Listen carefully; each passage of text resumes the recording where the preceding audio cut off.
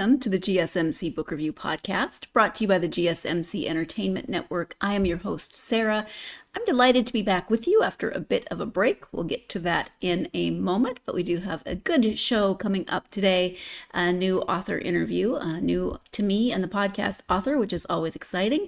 As we get started, I do want to remind you, as always, to please like, follow, subscribe, etc. on whatever platform you are either listening to or watching this episode on.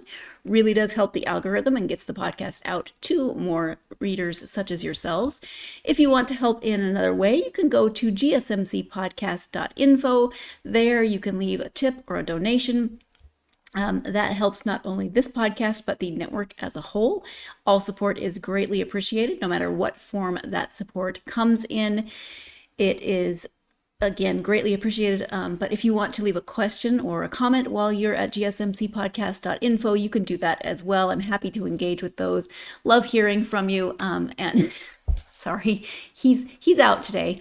He's with me, so you may see a tiny puppy pop up at times. But hey, if he inspires you to go to gsmcpodcast.info and leave a tip or a donation, that's awesome. It not only helps the podcast, it helps the entire network. And like I said, all support, no matter what form that support takes, is greatly appreciated.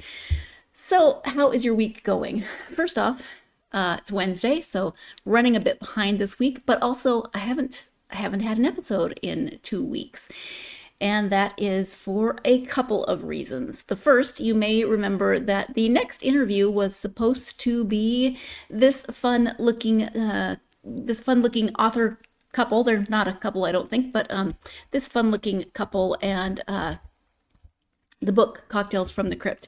Unfortunately, Jonathan and Kimberly needed to reschedule, which happens sometimes. Things happen, and we weren't able to get them rescheduled right away, so there was not an episode that week. Life lifed as it does. I was going to attempt to get an episode up of, just another type of episode so I could explain this and talk about books in another way, but as I said, life happens, and did not get an episode up. That was the week of April 5th. I think they were scheduled for the 5th for their interview.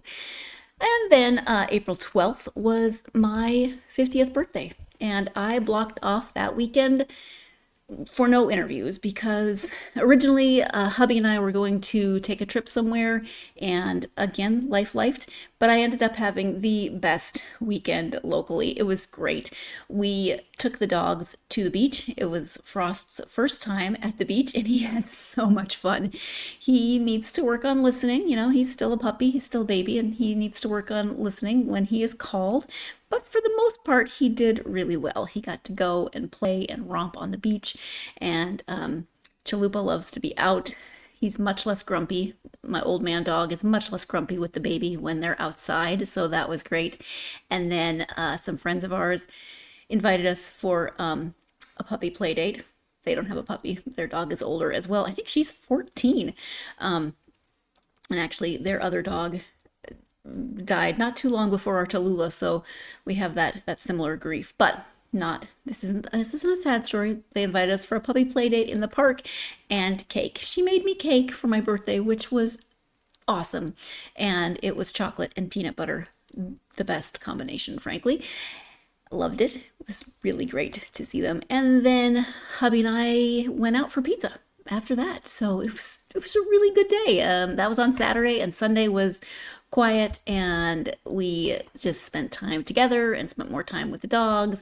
Didn't really go anywhere, but we caught up on some television binge watching, did a couple things, went for a walk with the dogs, just quiet, happy stuff. So it was a really good weekend. It was a really good start to my 50s. Let me just say that. So at any rate, that catches you up as to why there hasn't been an episode for 2 weeks. And now here we are on Wednesday because, again, life.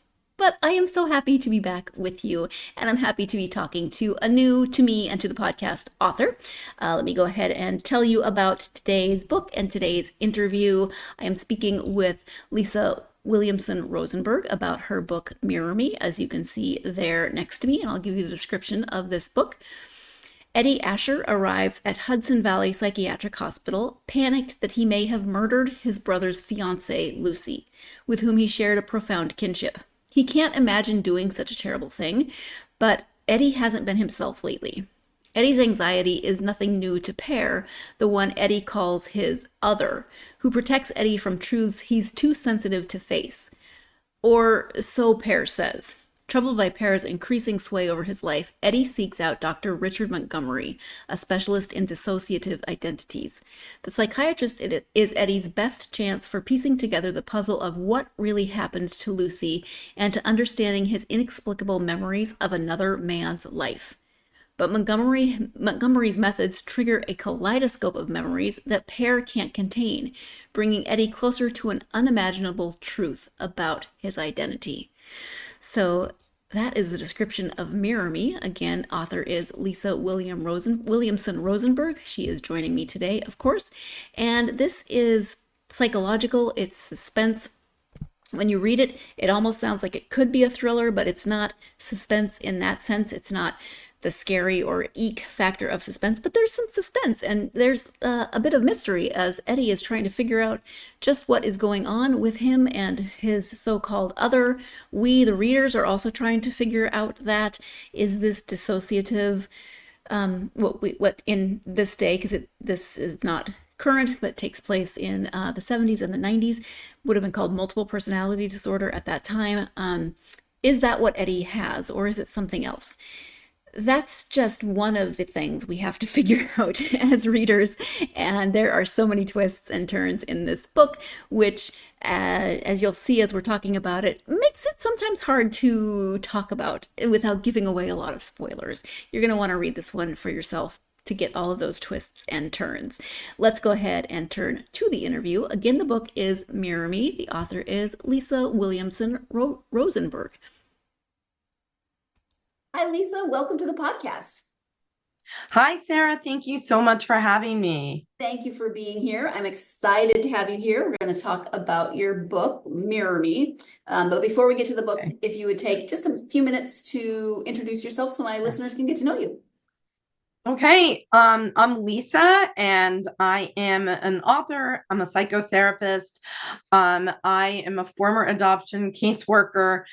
Before that, I was a ballet dancer. So that was my first career. I am an only child who grew up in New York City in the 70s. And that's kind of when my main character Eddie's childhood is set. So his birth year and my birth year are the same. And I'm Gen X. I'm an old Gen X, only child of older parents, which is like kind of a big part of my identity. Also being biracial and the child of a white Jewish mother and a Black father who were married 45 years until my dad died. But that also kind of leads into my writing and who I am and how I kind of center multiracial identity in everything, basically my nonfiction and my fiction. Not so much in my first novel, Birchwood Doll, which was a real specific kind of story set on the Underground Railroad and in the Berkshires in 2018, kind of going back and forth. But so that's me. Yeah. If we weren't here to talk about the book, I could spend this entire interview just asking you questions about you, because I have so many follow-up questions that I would love to be nosy about. But we may get to them because this book is so rooted in me and who I am that they may kind of evolve organically. I grew up in rural Western Montana, so the thought of growing up somewhere like New York City was always like it was always fascinating to me as a kid. So I mean, I could spend a million years talking about that. Whereas rural Montana to me is like I have, that to me sounds really exciting. Right? Yeah, it would be very different for you. So, but the book Mirror Me. Can you give an overview of the story? Okay, so Mirror Me is the story of Eddie Asher, who is a biracial adult adoptee. He's an adult for most of the book, young adult. And he's got mysterious memory lapses. And he believes he's killed his brother's fiancée, Lucy, who he's very drawn to. and this prompts him to, he's got evidence that he's done it, but no memory of having done it. And this prompts him to kind of check into a psychiatric facility to kind of uncover what happens. And the main narrator of the book is called Per, and that's P-A-R with an umlaut. It's a Swedish name. Eddie's birth mother was a Swedish exchange student, and Per, this character, has taken the name Eddie would have been given had he been raised by his birth mother. Per is sort of a disembodied consciousness who lives in a scar on Eddie's right shoulder. And I see Per as sort of Eddie's own personal Greek chorus. He can kind of tell you about Eddie's conception, his gestation in the womb, his birth, his adoption. He knows all of Eddie's secrets, including where Eddie goes and what happens during his memory lapses. So Per knows everything. Eddie knows very little. And the two of them together are these unreliable narrators, and they're both unreliable for different reasons. But it's a mystery of the book, and it's not a mystery story, but an unanswered question, or at the beginning and hopefully answered by the end, is, does Eddie have dissociative identity disorder, or is something else entirely different going on? And back in the 70s and the 90s, when this book is set, dissociative identity disorder was called multiple personality disorder. It changed with the DSM in 1994. And a lot of everybody who reads this book has a different idea about that. Most people or say, okay, this is a book about multiple personality disorder or dissociative identity disorder. And I'm like, it could be, and that's kind of your, but I don't want to give spoilers away. There are many clues in the book that maybe that's not what's going on. So that's one thing about the book, is that there's lots of twists and turns, and this book may not go in the direction readers are thinking it's going to go. Maybe it will, but it ends maybe very differently than what people are expecting.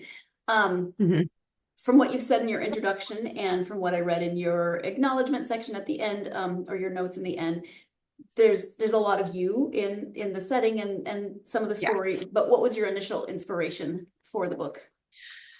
So here's the thing, like a lot of authors, I think a lot of authors are inspired by authors living and dead, and some of the inspiration is conscious, some of it is kind of seeps in.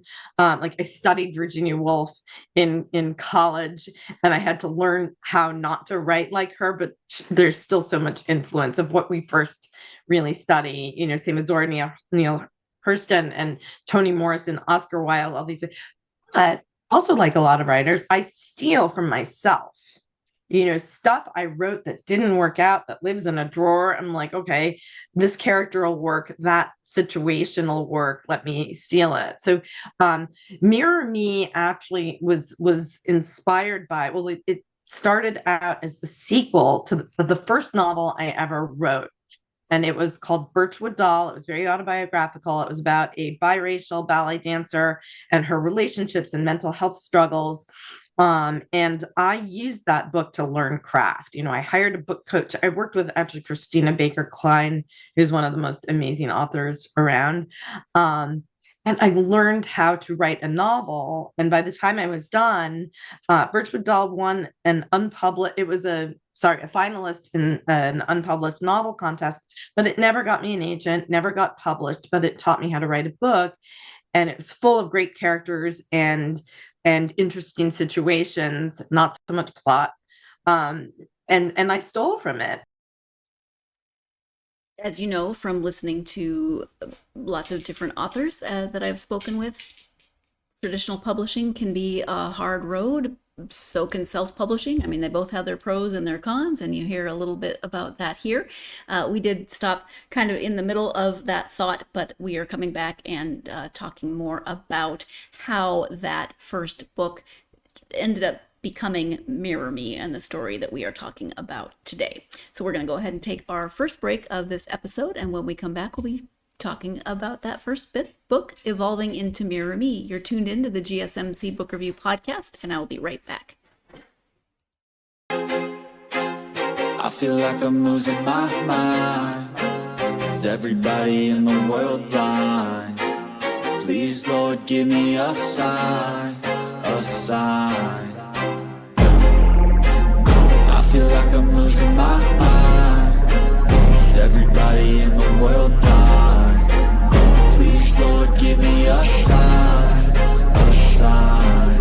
I wanna be the greatest. Everybody on the fake shit. I look around and feel like everybody is the fakest. I make this every day and I'm impatient, hoping one day I blow up from the basement. Statement, the top is so vacant. I don't hear shit that I think is amazing. Waiting for my day when I'm playing sold out shows for 1,000 faces. Hey, give me that crown, get in my way and to be put down. It ain't your place, all this my town. If I want that shit, then I'll get it right now. I'm losing it, the noose it fits, I'm losing shit. A stupid myth, you choose to live or choose to dip. You choose to fight or lose your grip and lose a gift. I feel like I'm losing my mind. Is everybody in the world blind? Please, Lord, give me a sign, a sign. I feel like I'm losing my mind. Is everybody in the world blind? Welcome back to the GSMC Book Review Podcast and my conversation with Lisa Williamson Rosenberg.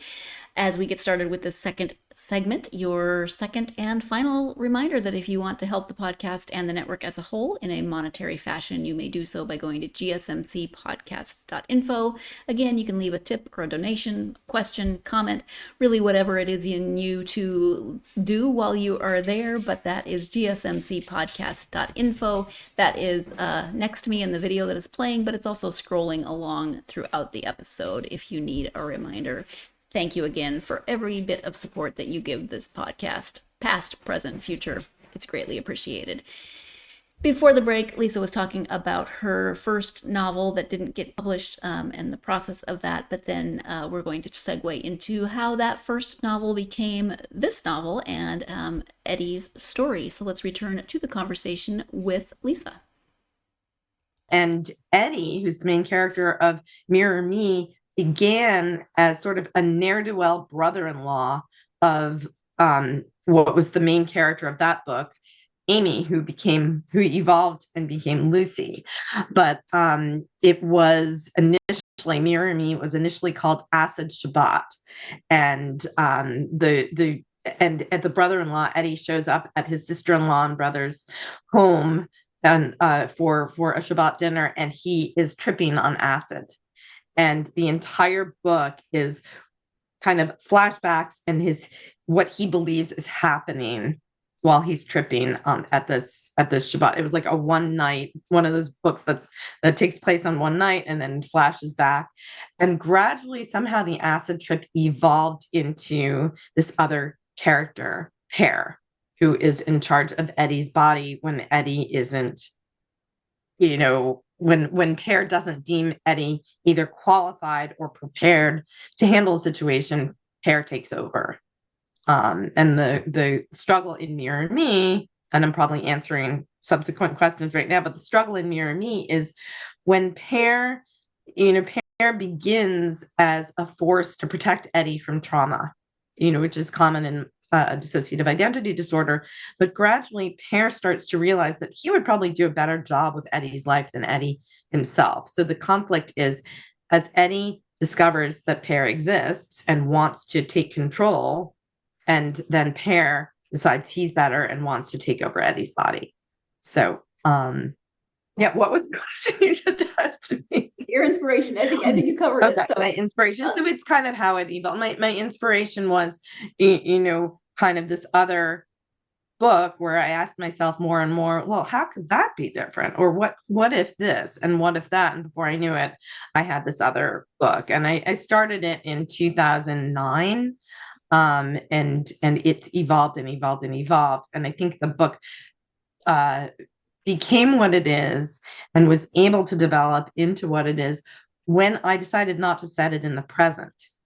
And I think that kind of opened things up, because I think, without giving spoilers away, if this book were set in the present, one Google search or one Facebook search, or one, accessing of the internet would wipe out the whole plot, and I think that's what's fun about writing about the pre-internet era. You've got to find the person. How do you do that? You open up the yellow pages, and I do have a circumstance where two characters are like poring over the yellow pages looking for a pet mortuary in the middle of the night. Yeah. And actually you just answered my follow-up question, because I was going to ask, besides you and Eddie sharing a birth year, what, setting it when you did. And yeah, absolutely. With the pre-internet makes absolute sense. Yeah. And also there are things about, I think we're all nostalgic about the time and the place where we grew up. And for me, it was 1970s New York City when I was a kid, and 1990s New York City when I was a young adult, kind of living in Brooklyn. And my whole life was the subway and subway delays, and somebody got pushed on the tracks, and it's just a terrifying thing. And this book actually begins where Eddie believes he's pushed Lucy onto the subway tracks and is running, and his whole sense of who he is and what he stands for is just shaken by the fact that he's holding the feathers of the hat of this woman who he adores, who's actually engaged to his brother. So and once you start thinking about the New York City, once I started thinking about the New York City where I grew up, I can see it. It's so because childhood to me is so visual, because your vocabulary and your way of describing things is so undeveloped as a little kid, that you take everything in visually. And that was one fun thing about writing Eddie as a kid, is just making sense of the world. Yeah, in the 70s was really fun. And also as a young adult in the 90s, when you are young and dumb and going to bars and just doing just idiotic stuff, that was also a lot of fun to write too. Yes, I can imagine. You mentioned Eddie and Pear, and a lot of the book is dual point of view, but not the entire thing. But so talk about writing. There's lots of books that are dual point of view. This one's a little bit different because Eddie and Pear are share a body. Not the same. So talk a little bit about both of them as characters and as unreliable narrators. Okay, so the thing is, I didn't start thinking about Pear as a character. He kind of evolved, by the time I was in draft, probably 3 or something. And so it wasn't, it kind of flowed. I was like, okay, well, that's why Eddie doesn't remember what happened. That is there's someone who does. And that was kind of fun for me to have Pear as the curator of Eddie's story and his memories. And Pear can kind of tease the reader and say, I know everything. And sometimes I lie, essentially. So Pear is stringing the reader and Eddie along.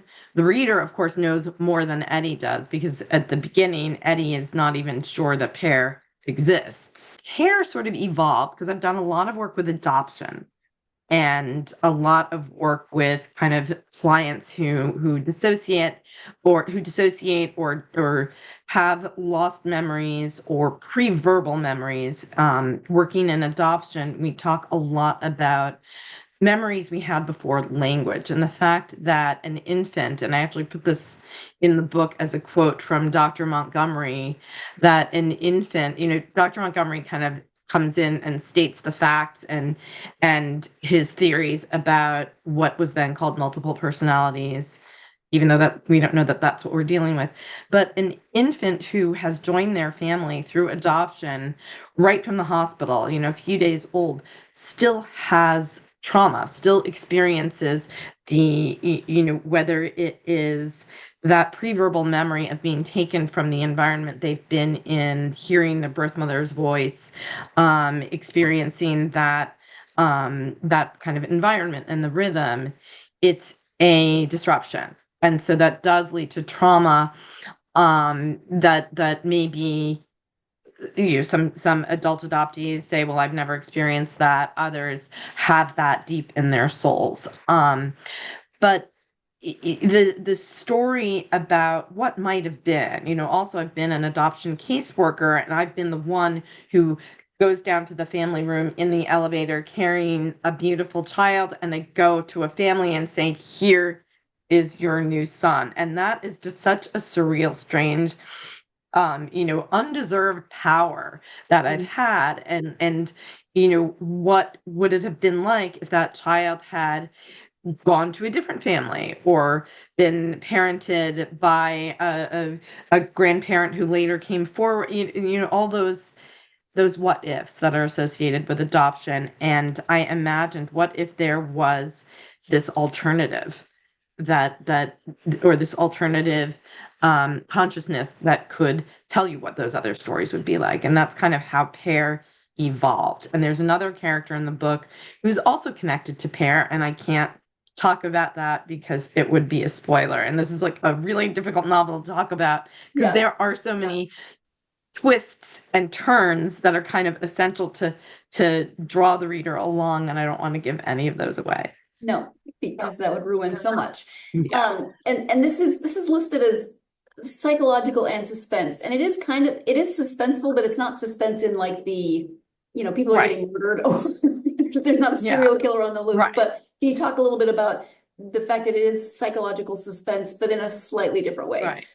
Well, it is suspense. What it's not is a thriller. Yeah. And I know that it's down on Amazon as like thriller, occult horror, and of course I wrote it, so it's not going to scare me, but so it is suspense in that you've got this character Pear, and it really, there's magical realism in there that even if Eddie did have dissociative identity disorder, an identity isn't able to jump from one human being to another the way Pear does at some point in the book. And that is made up, but it makes it interesting. So there are parts where we say, what's in Eddie's mind? Did he really meet Lucy as a child?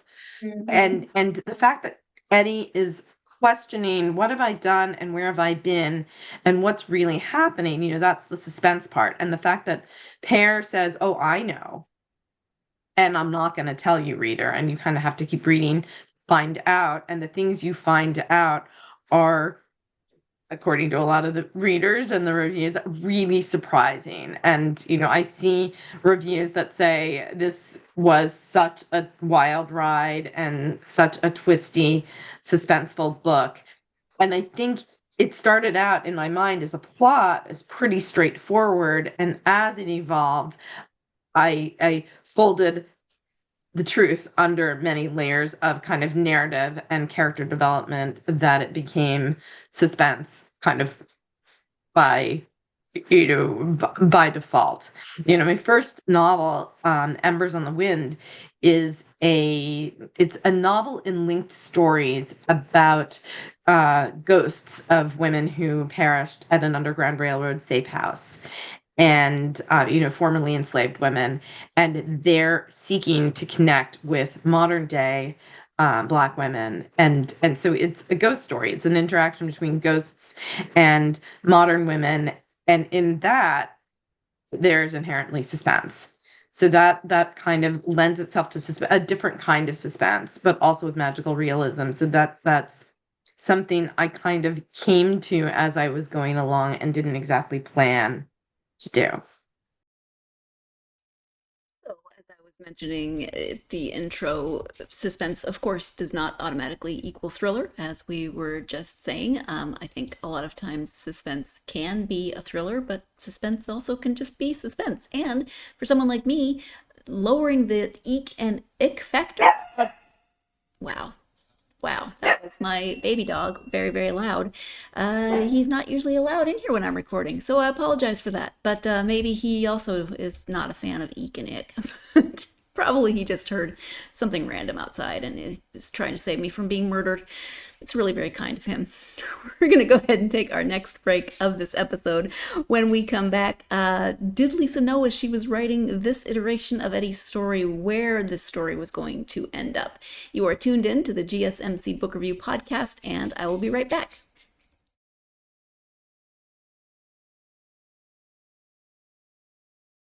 For the best and latest podcasts available anywhere, go to the podcast app on your cell phone and type in GSMC to access free content-rich podcasts on health and wellness, book reviews, sports, entertainment, relationships, social media, movies, technology, finance, and even weird news. Subscribe and download the GSMC Podcast Network's family of shows, available everywhere podcasts are found.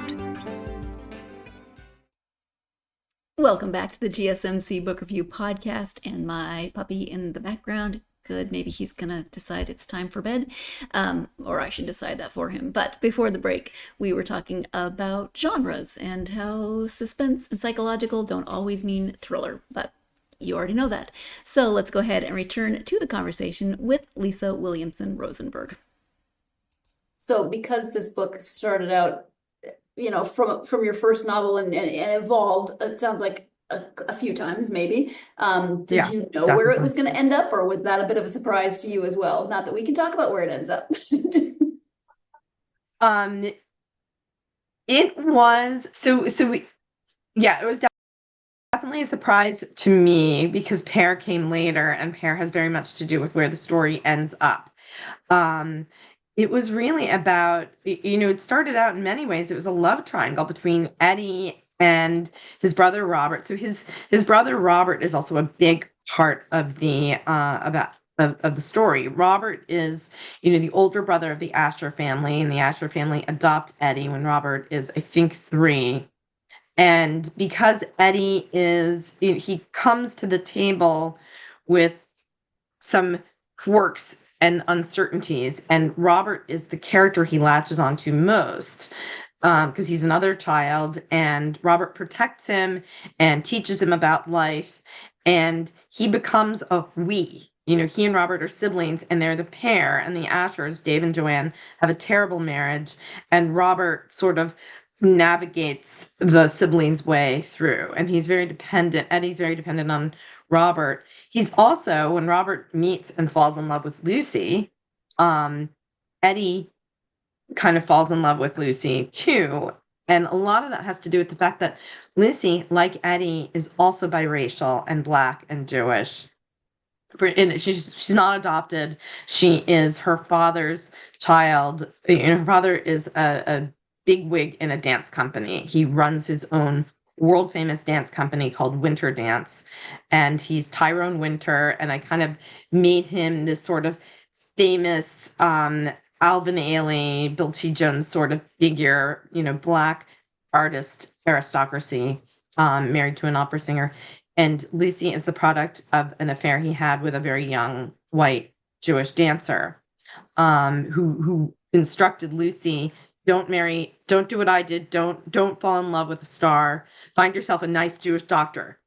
And that's what she does, because Robert grows up to become a nice Jewish doctor. But so the book started out as a love triangle between Lucy, Eddie, and his brother Robert, where Lucy and Eddie had so much similarity. Their anxiety, being biracial, trying to figure out who they are in this world that sort of forces them to choose one thing or another that doesn't feel right for them. And Robert was sort of like this stable, stand-up citizen who was also so tired of having to navigate Eddie's life, or kind of guide Eddie's life, and that evolved. That relationship, the love triangle, is still there in a way. Lucy and Eddie are not so much romantically involved as interdependent, because they don't want to be too much of a burden on Robert. But so that's how it evolved, from sort of a straightforward love triangle kind of thing into this psychological suspense thing. And in some ways, Robert's an interesting character because he and Pear aren't really alike, but they are a little bit, because Robert's kind of the tangible version of Pear in that he does navigate Eddie's life and kind of protects him from certain things, and exactly, takes over and in is ways. Also absolutely, like, Robert is in charge of Eddie when they're little kids. Robert's the only one who can understand what Eddie's a late talker, and Robert can understand his gestures and like Don't let him see spiders or watermelon seeds. Don't dress him in a turtleneck sweater. Don't sit him on that chair. He's going to freak out. And Eddie's dependent on him. And Robert adores Eddie, but also, wants to kill him half the time because he's so much and so dependent. And it could be argued that Eddie is the cause of his parents' divorce, mostly, and this isn't such a spoiler, mostly because his dad takes up with Eddie's psychiatrist, who we call a child psychiatrist, Dr. Glenda Lloyd, because I remember when I was growing up in the 70s, a lot of kids weren't in therapy. And so I had this one friend who's like, I go to see a child psychiatrist. And I remember that phrase stuck in my mind. So Dr. Glenda Lloyd is the child psychiatrist, and she and Dave Asher have an affair, and Dave ultimately leaves Joanne, and everyone kind of, they don't want to say it's Eddie's fault. Eddie caused the divorce, but Robert kind of believes it. I love misplaced blame. Let's yeah. the adults in the situation. Oh goodness, we just couldn't help ourselves. Right. And they do have, their fights are like, dish throwing, just, and like they'll scream at each other, insults fly, dishes fly, and then one of them will shout, "The children can hear us." And meanwhile, Eddie and Robert are kind of hiding behind the kitchen door. And after a while, like, nobody cares if the children can hear them. So, but they both have good second marriages. Right. It does kind of redeem. Not an important part of the story, but like they both wind up with, Yeah. So identity is such a huge theme in this book in so many different layers and levels. Well, I'm just going to throw it open to you to talk about identity. Absolutely. So Mirror Me is all about identity and belonging. And it's about being an adopted child who is seeking everywhere, an adopted child who's brown in a white family, always looking for somebody to kind of be partners with or be a we with, and we, W-E. And I think that is, I was an only child of older adult parents. I didn't grow up around extended family. I didn't have siblings. I didn't have cousins in the area. I did in Chicago, but that's where both of my parents are from. And there's a little bit of Chicago. There's like one little walk through Chicago in the book that my cousin Nancy helped me with. So it is all about trying to find someone who's like you. And I think we all do that. Identity for all of us, we look for who is like me, who is part of what group, whether it's race, religion, ethnicity, orientation, that provides you with a sense of belonging. I am because I belong to them over there. And Eddie doesn't have a whole lot of that, and he searches for it, as did I. I've always been challenged about my identity. So are you black? Are you white? Are you what? How can you're whatever your mother is. Your mother's white. Oh, wait, then you can't be whatever your mother is. And your dad, and when I was with my dad, everybody could see me as of him. And that was kind of fun. I would walk through the world holding my dad's hand, and nobody would be like, wait, how did they get together? But with my mom, who was white and Jewish, I would be, she let go of my hand. And this happens to Eddie, where Joanne is always holding on to him, always hugging him to show the world that they belong together. And my mom did a little of that. But then my mom would let go of my hand, and I would be a brown child all alone wherever we were. Because I would go with her places that, we would go to our friend's swimming pool in community pool, or we'd go to a department store. We'd go to places where a white mom would not think anything of her kid kind of wandering off a little bit. And knowing that I was seen as different from my mom or not belonging to my mom sort of shaped who I was in a lot of ways. And I put a lot of that into Eddie's identity. And Joanne, unlike my mom, Joanne is not married to a Black man. She's also not as I guess woke as my mom was, or just immersed in race and racial identity. So Joanne actually says things to Eddie like, watch out for the Black kids. They're dangerous because they're poor. Right. And Eddie is very aware that she's not saying, watch out for the other Black kids. And Eddie's like, but would I be dangerous if I didn't have our money? And would I? So he doesn't really understand who he is, as he doesn't understand anything about his Black identity, which of course he doesn't really get until he goes to college, and he kind of it's not a big part of the book, but he kind of gloms onto the Black community in at Rutgers, New York, where he goes and is asking all the Black kids, like, how do I do this, and what do I do that, and what do I say? And they kind of take him in and show him as much of the ropes as he can. But Pear somehow picks up more of that and than he does, and that's another spoiler. Is how Blackness and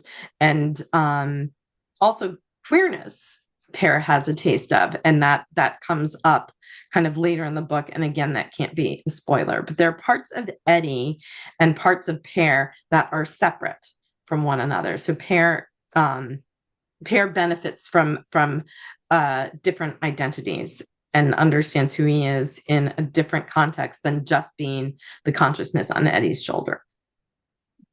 And there's so much I can't say about identity in the book that would be a spoiler, because there's kind of a whole other character that comes into play that Okay, yes, I do realize that kind of cut off right there in the middle, but there's a reason for that. And when we come back, we're going to be talking a little bit more about Eddie's birth mother.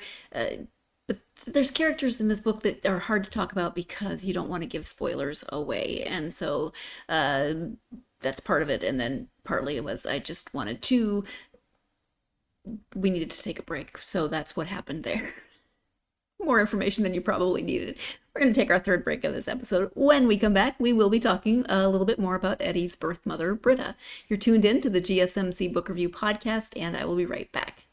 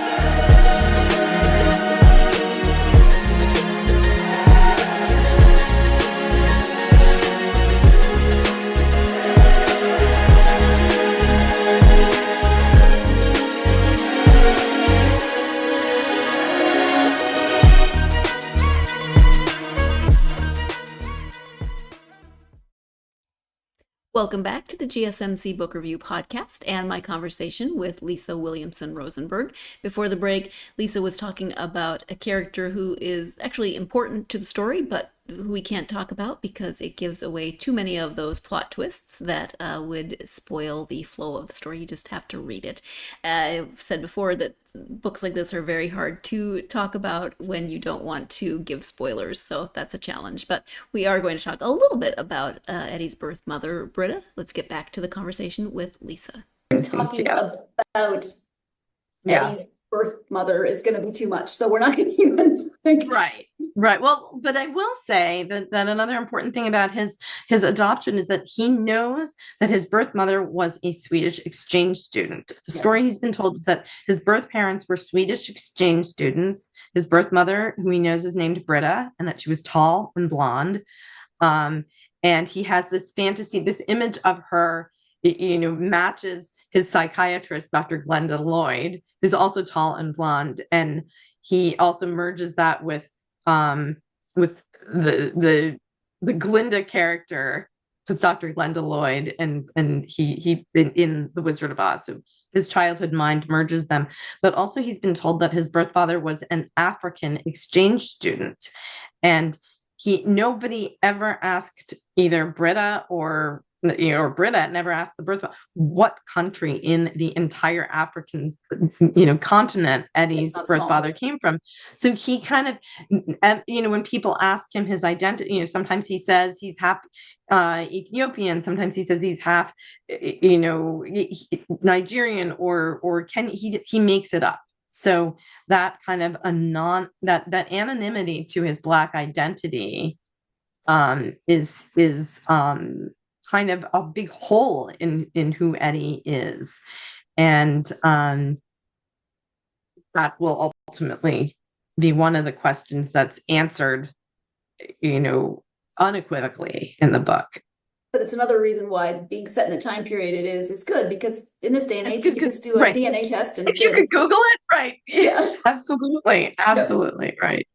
Do a 23andMe and find out what his and find out the truth. And I actually, in Embers on the Wind, they do an ancestry.com at one point. In one of the stories, there's an ancestry.com, and they find an adoptee does find her birth mother that way, and so I did make use of modern technology in my earlier novel. Because this is there's a lot of you in the book, but and places and identity and those sorts of things, but it's not you, of course. Were there any types of research that you did for the story? I have to say there's so much of it that's close to things I really kind of majored in life. There is not a whole lot. Of course, I had to do some medical research about, and I can't even identify sources because that would also be a spoiler, about Eddie's conception, Eddie's gestation, and his birth, and like what happens in the room right after. I had to do a lot of medical research about that to find out, there's this thing in my mind. Is that even possible? So there were a couple of those things. Again, as I said, Chicago in the 1990s, I had to have my cousin walked me through a little bit of that, because there's one character takes a walk through Chicago in the 1990s.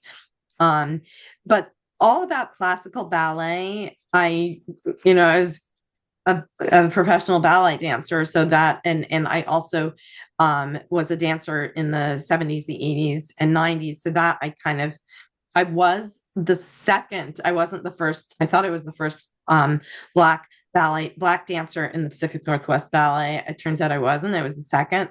But Lucy is the first, or Lucy is one of, I don't know. But I made her that, and I made that up. So I did live in Seattle. I was a member of Pacific Northwest Ballet, like Lucy is. Grew up on the Upper West Side in the 70s. I took every single subway that's mentioned. So, and in terms of adoption, I worked for an adoption agency in the city, Spence Chapin, and I learned so much about the journey of adoption, the adoption triad, what parents go through to become the family they become, how adoption agencies handle adoption stories and birth stories. Part of my job was to write a background. I had to write a letter to every baby I placed about your birth mother, about what we know about your birth father. So there's a lot of stuff in there that I lived.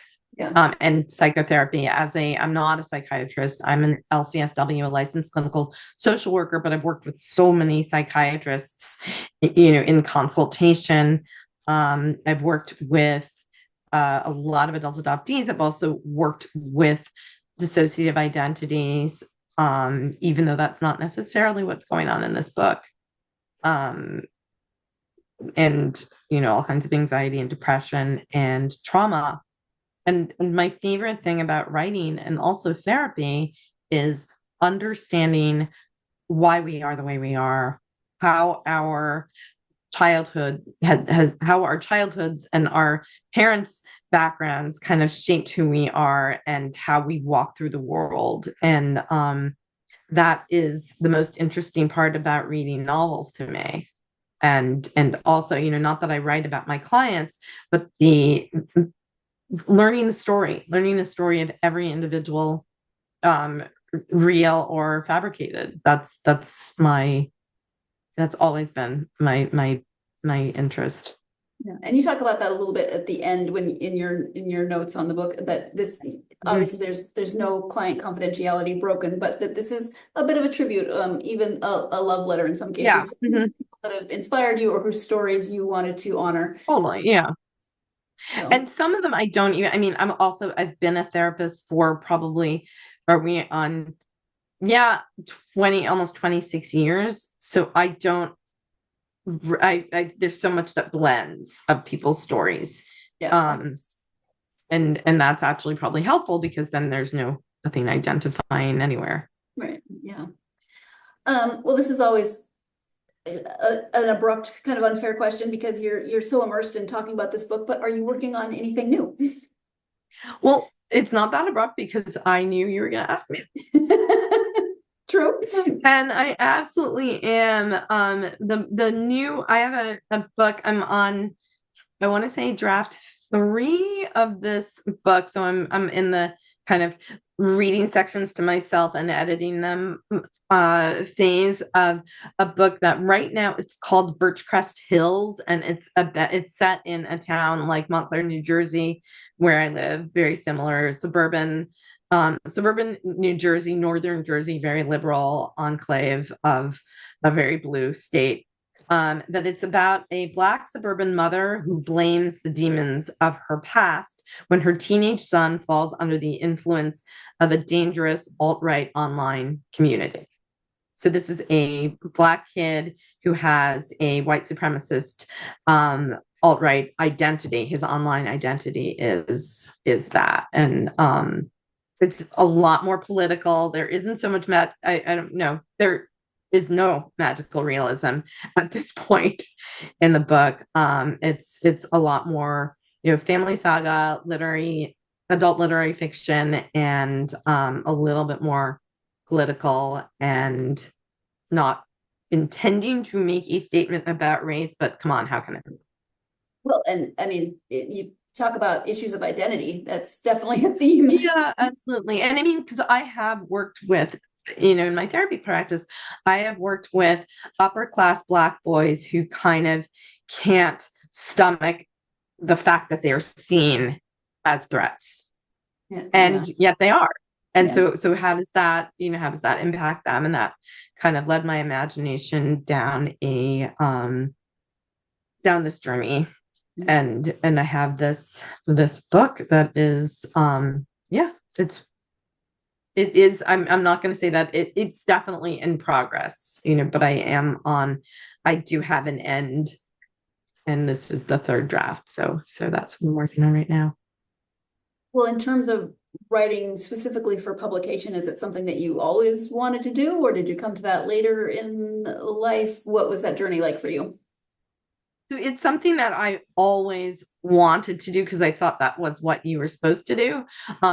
So I'll explain. My dad was an art director at Viking Press in the, from 1959 until he resigned in, I think, the early 80s because he was legally blind. And I grew up going to book parties. Like I would be like the only 4-year-old at Nadine Gordimer's, book launch. And so he had clients like Jimmy Breslin, not clients. He had, he designed the cover, or he was the boss of the guy who designed the cover for like books by Jimmy Breslin, Nadine Gordimer, Garson Kenan, Ruth Gordon, who was Garson Kenan's wife and the actress.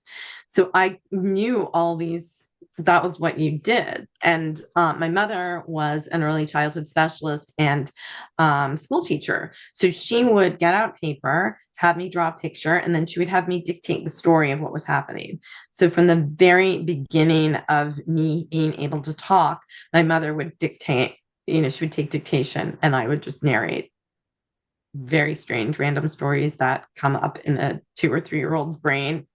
So that kind of was always the backdrop, even when I didn't think about being an author. I always wrote stories. When I was dancing, when I was in college, I took creative writing courses. I actually took one creative writing course in college, and that was when I decided I was maybe not going to be an author, because one of the people in my class was Jodi Picoult. And I was like, okay, that's a real writer. And from the time we were in college, like she just embodied every story she wrote. And I remember being so impressed by that, and very much aware that I was way, way, way behind in terms of thinking of myself as an author. But it kind of came along. I, for one, would love to see the pictures and the stories that young Lisa narrated to go with those pictures. I think that would be awesome. It would also be awesome to have small child on the podcast narrating their own pictures and telling me those stories. That would just be fun for me. I have no idea if it would be fun for anyone else, but I think that would be hilarious and enjoyable and lead to many crazy things. We are going to go ahead and take our final break of this episode. When we come back, what does Lisa read when she takes time to read for herself? You are tuned in to the GSMC Book Review Podcast, and I will be right back.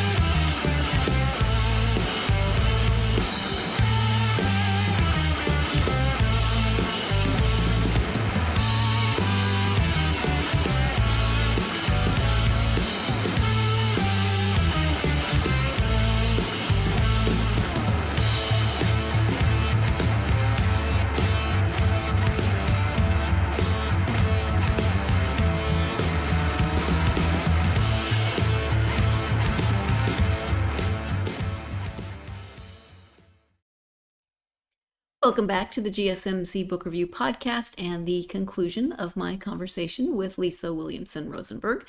Before the break, Lisa was talking about everything that led to her actually publishing her first novel and now subsequently this novel. Let's go ahead and return to that conversation with Lisa. So then when you take time to read just for you, maybe not for research or anything else, who are your go-to genres and authors? Okay, so like I said, so literary fiction is I love language, I love words, I love the choreography of language on the page, and I try, that's what fuels my own work.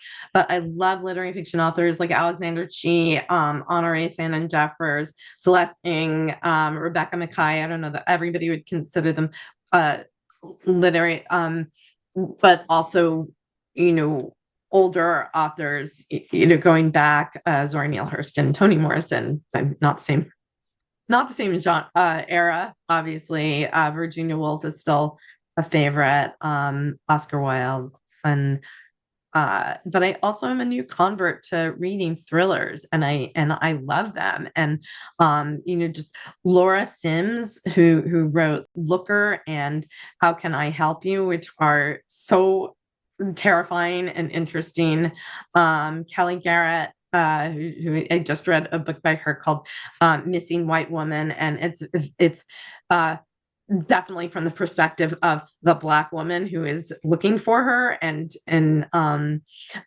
so also Greer Hendricks. My favorite most recent read is a book called Anita de Monte Last by Xochitl Gonzalez, who also wrote Olga Dies Dreaming. And that is just but it's definitely got magical realism. It's a family story. It's got everything in it: art history, relationship drama, a multiple POVs, multiple time, multiple eras. And that's kind of my favorite. I love that. Thank you. If you want to know more about you and your books, let's talk about internet presence. So website, any social media you're active on.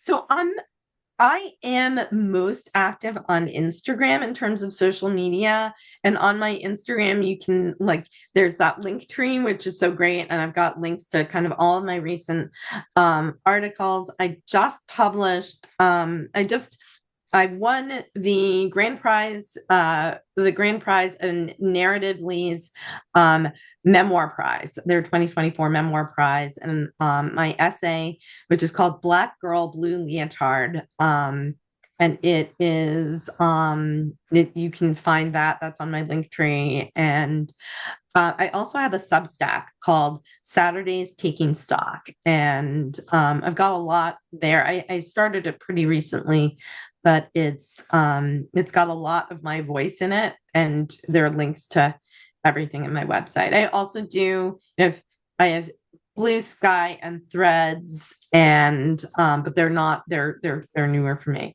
Yeah. And you mentioned website. Can you is that your name? What's my your website?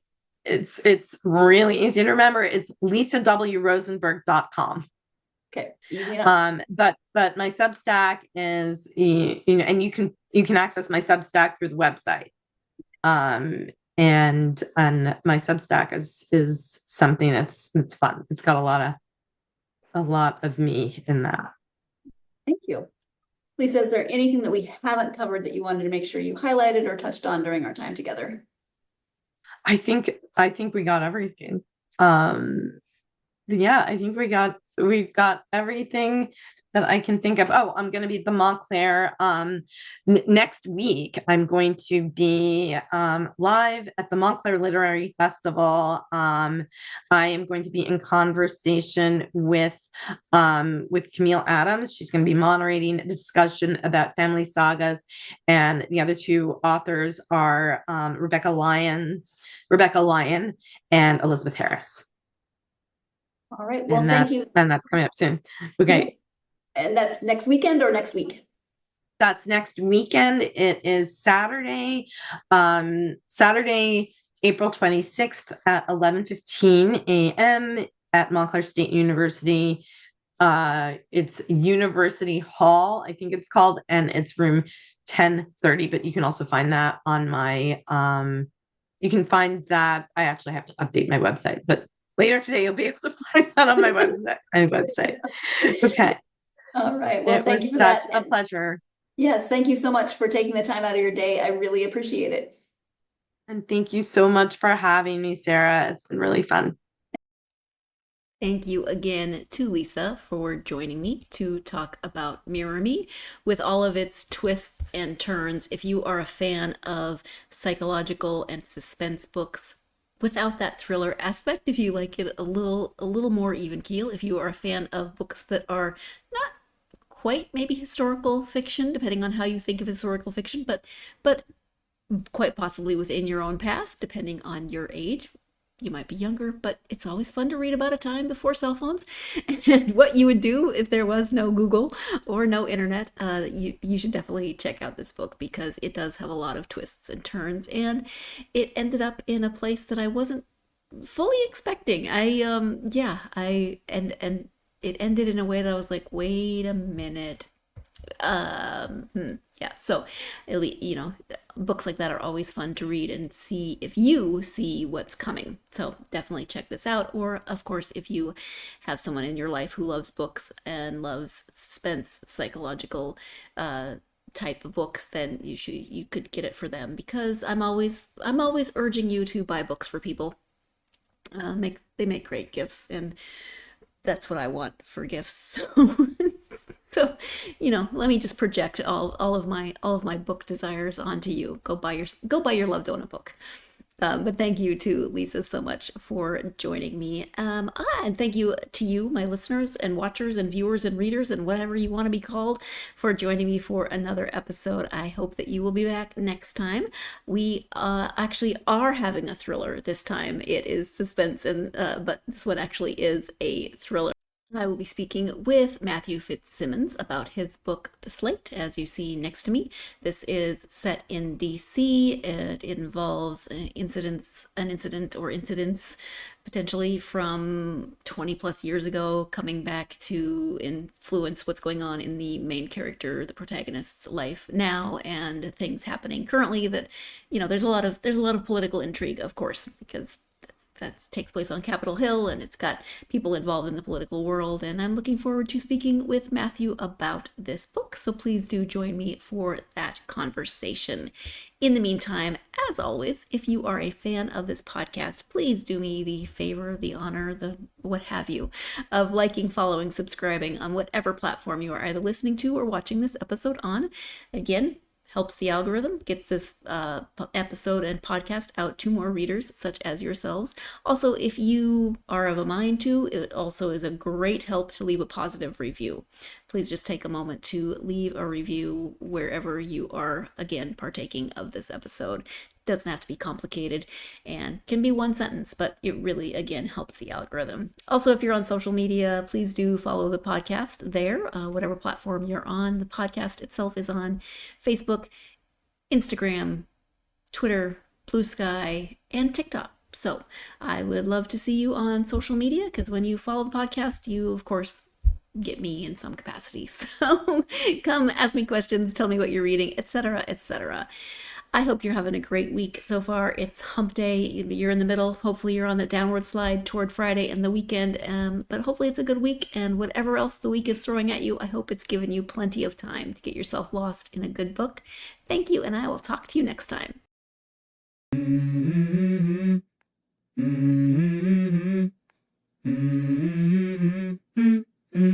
Let's go.